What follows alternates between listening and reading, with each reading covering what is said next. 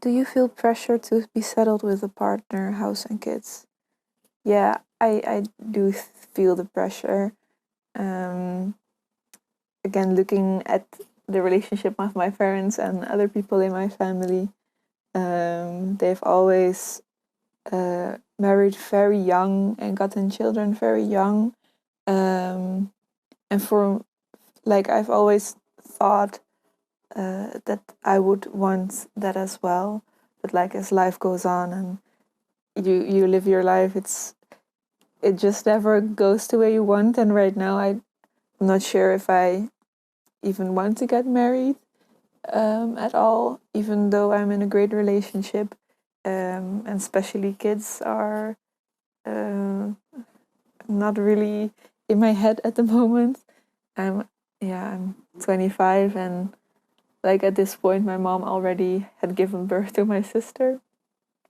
So yeah, I think there is some sort of pressure, but I think in our generation it's a lot more normal to settle down later on. And I think that's really good to focus on yourself first and really think about if that's what you really want or if that's just society putting that on you. Do you feel forced to think about or start your own happily ever after? Mm, First, yes.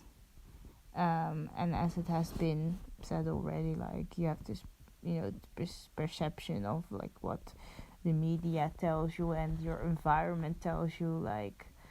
But I think happily ever afters, you can feel that in so many ways, and personally I find it now in like being very content with myself. Like, I mean, life is not perfect, but I think for me, at least a happily ever after can also be with yourself first. Have this peaceful and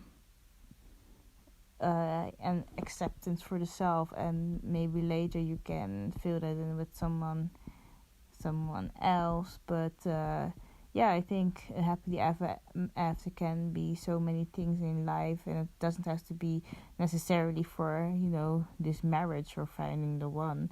It can also be like experiences that you've gone through. So yeah, like that. Do you feel forced to think about or start your own happily ever after? I don't feel forced to start it right now, but I am thinking about it a lot. I feel like more and more people around me are settling down, buying a house, talking about starting a family, and I am not at that point right now. I also don't believe there's just one way of having a happily ever after. Society puts an image in our brains that it looks like living together with your partner in a bought house where you then have kids, maybe get a dog or a cat. But I feel like there are other ways, and people can decide for themselves what it looks like. Maybe I'm not going to buy a house and I'm going to be traveling. Maybe I'm not going to have kids and I will just be living life on my terms. I think that people should, or maybe feel what feels good for them. And that's also what I'm trying to do, to let go of that one image that's put on me by society and decide for myself what makes me happy. Do you believe that an happily ever after is possible? Ma'am. I think so, yeah. Maybe, yeah, not in the fairy tale way that there are never problems and That the life ends after you get married because you don't see it anymore. Yeah, because you don't need to say it anymore because everything is perfect. That's, I think, the idea of fairy tales. So not exactly like that, but I do believe that it's possible to maintain a solid relationship with someone. But yeah, being always happy is not Yeah, being. well, not all the time being happy, but being able to sustain. To die together. That's what you do, right? That's Yeah. happily ever after. Yeah, yeah, exactly. Yeah, I think that's the idea that you can die together. That's what the idea of marriage is, right? Until Yeah, death. exactly. So I believe that. I don't believe that you can always be happy because that's impossible. There are always ups and downs. Of course, but that makes it nice. Yeah, so I think the dying together, it is possible. Or one dies and then you can or happily yeah. after again. Yeah? But yeah, loving somebody until you die and to being together with someone until you die, I think it's possible, but not being happy always. I think it's possible, but with that nuance, like that difference. Yeah. And you? Do you believe in happily ever after? Yeah, of course. I am. Because you can grow all together, and if you grow all together and you both accept it, I think that's the happily ever after.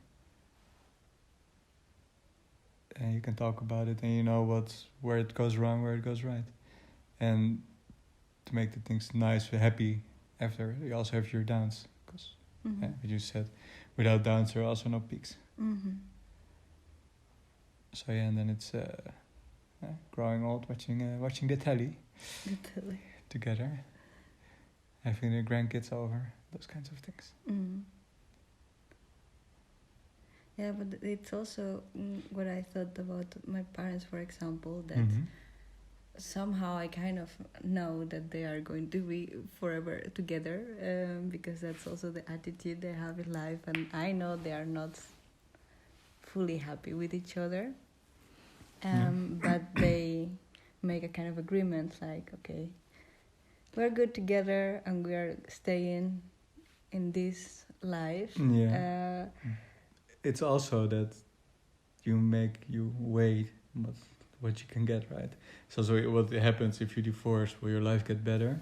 They accept each other. They probably love each other in a certain way. And if you would leave each other, does your life get better? Get better, and yeah. For the or people are you around, happier yeah. if you are outside the relationship? Yeah. That's also the thing. And how do your other loved ones think about it? Kids, family. You lose a lot of other things too. Yeah. Oh yeah, that's true. Yeah. So maybe you're forced to stay. Well, not forced, but but the other you option weigh, makes you less happy anyway. So, yeah. That's. Yeah, good question. So important is to talk about those things. Yeah.